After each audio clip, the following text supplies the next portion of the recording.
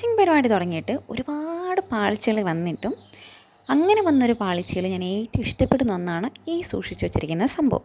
അപ്പോൾ കണ്ടപ്പോൾ എന്താണെന്ന് മനസ്സിലായോ? ഇതൊരു സാരി ബ്ലൗസാണ് കേട്ടോ. എന്തായാലും ഒരു 4-5 വർഷത്തെ പഴക്കം ഇവനുണ്ട്.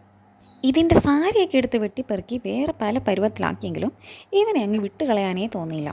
ഞാനിങ്ങനെ എംബ്രോയ്ഡറി വർക്ക് ചെയ്യും എന്നൊന്നും യാതൊരു പ്രതീക്ഷയും എനിക്ക് ഈ സ്റ്റിച്ചിങ് തുടങ്ങിയ ടൈമിലില്ലായിരുന്നു കേട്ടോ. പക്ഷേ എനിക്ക് കൊറോണ ടൈം വന്ന് കുറേ ടൈമൊക്കെ കിട്ടി. അങ്ങനെ പഠിച്ച് യൂട്യൂബ് വഴി പഠിച്ചെടുത്തൊരു സംഭവമായിരുന്നു ഈ എംബ്രോയ്ഡറി. അങ്ങനെ ഞാൻ ഒരു ടൈമിൽ എനിക്കൊരാഗ്രഹം തോന്നിയിട്ട് കുത്തിയിരുന്ന് ചെയ്ത പരിപാടിയായിരുന്നു. അപ്പോൾ എനിക്ക് ആകെപ്പാടെ ഈ ഒരു റോസസാണ് ഉണ്ടാക്കാൻ അറിയാവുന്നത്. പിന്നെ ആ സ്റ്റാർസ് ഭയങ്കര എളുപ്പമാണല്ലോ. അങ്ങനെ അത് കുറേ ചെയ്തിട്ട് അതിനിടയിൽ കുറച്ച് ബീഡ്സ് വർക്കും കൂടെ ചെയ്ത്. പക്ഷേ ഞാൻ ഒരുപാട് ഇഷ്ടപ്പെട്ട് എനിക്ക് ഭയങ്കര ഇഷ്ടം തോന്നിയ ഒരു വർക്കായിരുന്നു കേട്ടോ. എൻ്റെ ഉള്ളൊക്കെ കാണുമ്പോൾ നല്ല വൃത്തികേടാണ്. കാരണം ഞാൻ ലൈനിങ് ഒക്കെ വെച്ച് തയ്ച്ച് ഫുൾ തയ്ച്ചതിന് ശേഷമാണ് വർക്ക് ചെയ്യുന്നത്. അപ്പോൾ അതങ്ങനെ അഴിച്ച് വർക്ക് ചെയ്യുന്നതിന് കുറച്ച് പണിയുണ്ടായിരുന്നു. പക്ഷേ ചില താല്പര്യത്തിൽ നമ്മൾ ചെയ്യുമ്പോൾ എത്ര കഷ്ടപ്പാടാണെങ്കിലും കുത്തിരുന്ന് ചെയ്യുമല്ലോ. അപ്പം ഇട്ട് വരുമ്പം ഈ ഒരു രീതിയിലാണ്. പക്ഷേ എനിക്ക് പാളിച്ച പറ്റിയത് എവിടെയാണെന്ന് അറിയാമോ?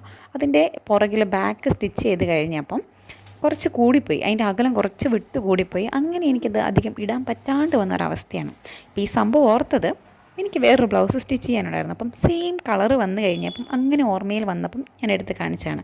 അത്രയൊക്കെ കഷ്ടപ്പെട്ടു എന്നൊരു ടൈം ഉണ്ടായിരുന്നു എന്നറിയാൻ അതവിടെ ഇരിക്കട്ടെ. അപ്പം നമുക്ക് അടുത്തൊരു വീഡിയോയിൽ ഈ ഒരു ഇതിൻ്റെ സ്റ്റിച്ചിങ് വീഡിയോ ആയിട്ട് കാണാം.